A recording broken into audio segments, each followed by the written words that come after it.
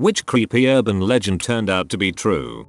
Black Volga. In the 60s and 70s, there existed an urban legend in Poland that vampires in black limousines were kidnapping people, preferably little children. It was a tale parents told their kids who would then tell their friends, etc. Turns out it was a rumor that was spread by the Polish secret police who actually used black cars to kidnap people. The aim was that no one would believe someone who would report they had witnessed a kidnapping. Oh man, I have one. When I was teen there were rumors of Snowsuit Man, a dude that used to wander the big park in my city at night, in the summer, in a snowsuit all done up from head to toe, wood and everything. It was rumored he used to ask people walking through the park to beat him up. I know. Pretty outrageous, right? One night a bunch of us were chilling in said park being teens, smoking weed and goofing around. All of a sudden in the distance we see a person. It wasn't unusual to see other people in the park, even in the middle of the night like this. What is unusual is that you could see the person was dressed in white from head to toe. As he got closer a silence fell over all of us as we realized, holy freaking crap, that is a person in a goddamn snowsuit. We were terrified and amazed all at once. He sat on a bench a little down the path from us, just sitting there. One of my more adventurous, or stupid maybe, friends went over, sat on the bench a bit then came back over. Snowsuit Man didn't ask to get his ass kicked like we heard. In fact he didn't respond or even acknowledge my friend's presence. He did apparently smell absolutely awful. It was obvious, my friend said, that he didn't take that thing off, and crap and pee in there, as evidenced by the massive stains he saw when he got closer. So there you go. While not exactly like we heard, unless it wasn't a night he felt like getting beat up, the fricking Snowsuit Man exists. Ever hear the advice, when traveling to insert non-first world country, always use an official taxi, otherwise you might get kidnapped? Well, I have a friend who this happened to. He was traveling around Central and South America, and landed in Peru. He was trying to improve his Spanish, so he was bargaining with all the taxistas after he arrived to the airport as practice. After failing in his negotiations with a number of taxistas, he finally found someone who would take his lowball fare, an unmarked taxi, so he was just chatting with the taxista, not paying much attention to the road, eventually noticing that they were getting more and more rural. Just as he was about to say something about the route, the taxista pulled over and like 6 or 8 guys jammed in the car, and then they drove off like a bat out of heck. My friend couldn't believe that this taxista, who seemed really nice, was actually pulling this on him. After a while, they pulled over and tried to push him into the trunk. Fortunately, my friend is super strong and they couldn't force him in the trunk, so they pushed him back in the back seat. They drove off, and my friend was able to finagle the door handle open from the back seat. Then he wedged himself half out of the car as they were speeding off, with one hand on his backpack. I know, forget the stupid backpack. The men shouted to the driver, "Faster, faster," in Spanish of course. So my friend gave one final tug with his backpack and flew out of the car. Dazed, he looked up and saw an elderly Peruvian woman throwing rocks at the car. It had stopped after he jumped out, and then the car sped off. The next thing he remembered, he was naked in a bathtub in one of these small homes in rural Peru. The woman and her family had, somehow, carried his unconscious body to their home, and cared for him until he regained consciousness. Out here in Washington there were rumors of a fairy house in the woods somewhere. One park ranger decided to go hunting for it and he actually did find a tree house in the woods. When he looked inside he found a ton of child pornography. He took it down and came back a while later and found it had been put back up. They eventually found who had been using the tree house and arrested him.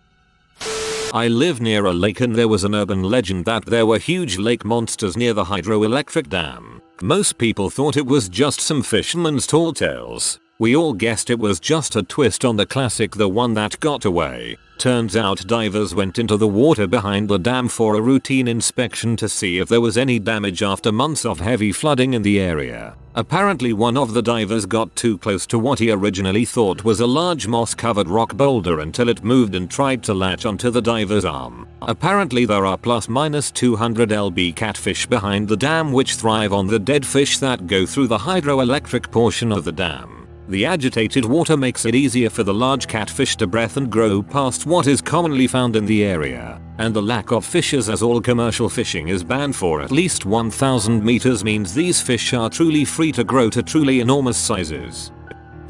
Not really a legend, unless you didn't believe it. My town and surrounding area has multiple old pirate smuggling tunnels under it, going from towns to beaches. Most of the tunnels are under pub or shop basements. Also, when I say pirate, I do mean pirates. Penzance, UK. Not creepy, but in my small rural hometown, there was a rumor that a bunch of city officials, cops, teachers, business owners, etc., basically anyone a kid would see as an authority figure, had massive orgies. Obviously, as you grew up you came to your senses, until one year when a teacher's husband stomped the absolute crap out of a local business owner in broad daylight. Turns out the legend wasn't just a legend. His wife was apparently a member of what was called the Hot Tub Club and he wasn't invited. A good chunk of local leaders got outed as hosting orgies somewhat regularly. I'm more surprised it was kept secret as long as it was. It was only a legend for like a week, but a kid went missing on the same property we lived on and everyone thought his brother had something to do with it, but police said no, he was kidnapped. Turned out the brother had killed his brother and buried him in our backyard. It was only a legend for like a week. Oh, something childish and light-hearted, continues Redding. We had an older couple that would come into the store I worked at when I was 15. They clearly had mental health problems and the rumor was they were siblings and the two teenage girls with them were their children. About 5 years later I'd find out someone had called the state about them and turns out, from what I remember, to be mostly true. The parents were apparently the result of incest and they carried on the family tradition, as it were. I think the state removed their daughters and put them in state custody since they weren't able to take care of themselves, and I don't remember what happened to the parents. I understand the McPoyle bloodline is very strong. In my hometown there was a local legend about a man who would sometimes be seen having sex with trees. Some called him Mr. Woodcock, but he was more commonly known as the tree shagger. Although it must be nonsense, but one night a friend and I were out walking his dog along a narrow, tree-lined lane. We heard a grunting sound from the undergrowth, and there he was. He was wearing a long overcoat which had wrapped around a poor innocent tree and he had his trousers around his ankles as he defiled the shrubbery with a flagrant disregard for splinters. Considering all the animals, children, and adults that get molested by frick whistles all the time, I'm glad to hear of just one pervert who molests trees instead.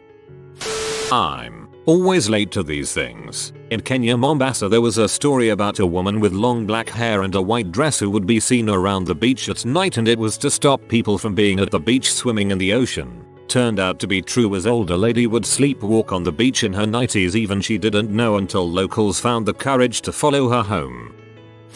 When I was young living rural Ontario, we were told as children not to wander too far into the forest, saying that a monster would get us and we wouldn't come home. If anybody knows who Rochdale is, that actually turned out to be painfully true. The Asylum lake tunnels in Kalamazoo are real. There is a small lake and wildlife area just off of WMU's campus, and for a long time there were rumors going around that they were still there and accessible. Well, turns out that was true, and there was an old set of stairs that was partially buried that led to a walled up tunnel entrance. A few people used hand tools and ended up breaking part of the wall down and got inside only to find the tunnels fully intact, albeit a bit damp and murky. Somehow the authorities got wind and went and sealed the entrance again, but it's still very obvious where that was if you are really looking for them. Not really an urban legend, but a fish cafe in my hometown says that its supports are made out of whale bones. Turns out many years ago a whale got stranded on a nearby island and died, and the owner took some rib bones and used it as arches for his business. That creepy old guy living down the street was actually the Golden State Killer. He lived in my neighbor. I've passed his house every day for years. I never talked to him, but it's crazy to think as kids we would play at the house 2 houses away from his. Sewer alligators. If alligators and other animals are flushed or disposed of into plumbing, yay, they can survive and hang out. The ghost squirrel in my hometown of Dorking, UK. There was a ghost squirrel, called Albie, that was only ever seen in the graveyard at the church in town.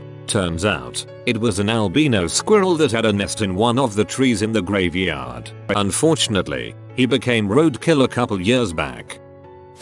In Liverpool, kids are taught about Purple Archie from a young age. He's been locally known and feared for honestly 3 decades. He likes feeling boys' muscles and makes them do squats. He's completely real. He's even had court orders against him preventing him from feeling people's muscles. I hope you get raped by Purple Archie as a common insult, and a very real fear. You have been visited by the dinner doggo. Good and also tasty stir fries will come to you if you comment thanks for the recipe, dinner doggo. I hope you enjoyed the video and you're not too creeped out by the stories. If you are new to the channel, you can subscribe. I publish new videos every day. Until then, check another video, or don't. Either way, have a great day you magnificent people.